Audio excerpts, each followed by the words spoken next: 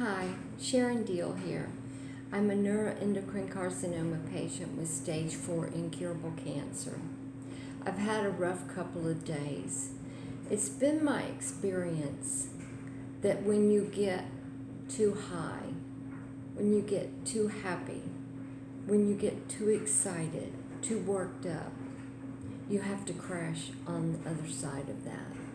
My first sponsor always told me, be careful about having emotions to the extreme, even happiness, because the higher you get with that happiness, the farther you have to fall back down to normal.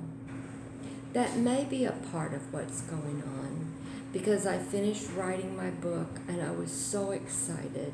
I was so pumped up and I was so proud of myself, and everything was just so wonderful that day.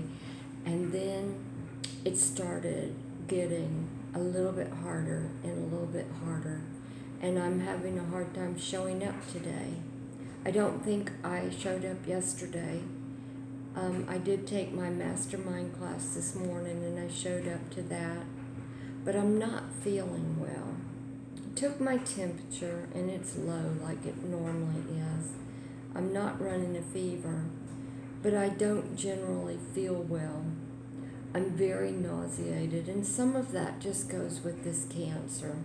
Sometimes I just have bad days. Sometimes I don't feel well. I don't want to admit that I have a disease that makes me sick.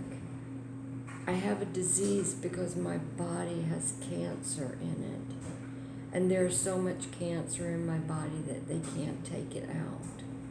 And I'm sure on some days my body is just tired from fighting it. So I have to take it easy. I have to treat myself kindly, and I have to love myself through it and know that this too shall pass. Everything that happens gets better or worse, but it doesn't rarely stay the same. I'm excited that I finished my book, and I'm waiting impatiently for my keyboard to get here so I can type the rest of the book in and then get the edits done and hopefully get it to my editor by May the 10th. I have 2 people have offered to edit my book, and I'm going to go with the first one. I'm going to allow my other friend to read it, but I'm not going to allow her to edit it. I had another writer tell me that when you get edits from 2 editors, it can be very confusing, and the book can be 2 very different books when you get them back. And trying to blend them together in one is sometimes just not possible. So it's best to choose one editor and stick with that. So that's what I'm going to do. But I have allowed my other girlfriend to be someone who can read the book and give me constructive criticism before I send it to the editor. I'm hoping that I can feel better tomorrow. I'm hoping that I just need a couple of days of taking it easy. I don't know why I have these hard days and difficult days. I don't know if it's hormonal. I don't know if it's my immune system. What I do know is that I have life in me that is fighting to survive. I have a piece of me that's way not done yet. I have a lot to do, and I'm assuming that I have a lot of time left to do it. I'm giving myself permission to take some days off, because if I don't, it's been my experience that I can wind up flat on my back for days or weeks, and who's got time for that? I really don't enjoy sitting in front of the TV for hours and hours and days on end, not after doing that for 6 months. I'm looking forward to the end of this day so that I can lay down and close my eyes and not feel the feelings that are going on in my body today, because they're uncomfortable. And that's a sad place to be when you're ready for sleep so early in the afternoon, to escape. but it's the safe escape. I don't drink. I don't take mood-altering chemicals in my body anymore. I don't have an escape. I can't do anything to take the edge off. I have a heating pad, and I have some soft, cozy blankets, and I have a lovely dog, several cats, and an old dog, and they all love me very dearly. They will not be as cozy and cuddle up to me as much as I would like, but it's funny how when I go to sleep and I wake up, they're always by my side. They like to be with me once I get to the point where I'm not moving anymore. They don't want me to be squeezing and loving on them and hugging them. They want me to leave them alone, and then they just want to be close to me. And I'm glad that they want to be close to me. I find joy in that. I got some new planters today, some new tiny little kitty cat pots to put my little tiny new succulents in that are coming along from leaves. I got a pattern today in the mail. I ordered some fabric to make masks with, and when I got it, it was beautiful fabric and it had glitter all over it.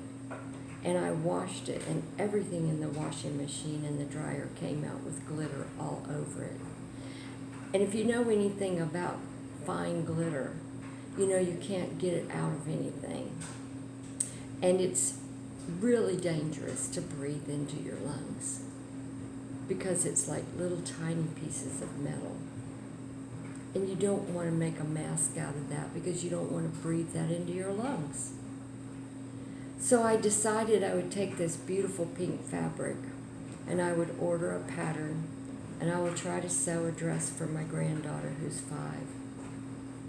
The last time I tried to sew clothes was when my 30-something-year-old daughter was in my belly and I was pregnant.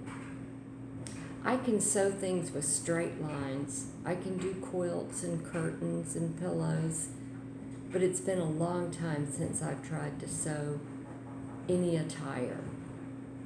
But it's going to be an interesting and wonderful challenge to see if I can make a beautiful dress with this pattern for my granddaughter. And I love the fact that it's got a full skirt because she will want to spin in it. She will want to spin, and I hope that she has a wonderful dress that she can spin in for a year. And if it doesn't turn out well, we'll make it into a dress-up play dress. There will be something that happens with it, and I hope that it's something that she loves. It's the best I can hope for. I hope that people love me. I hope that you love my videos. I hope that you're following me because you care.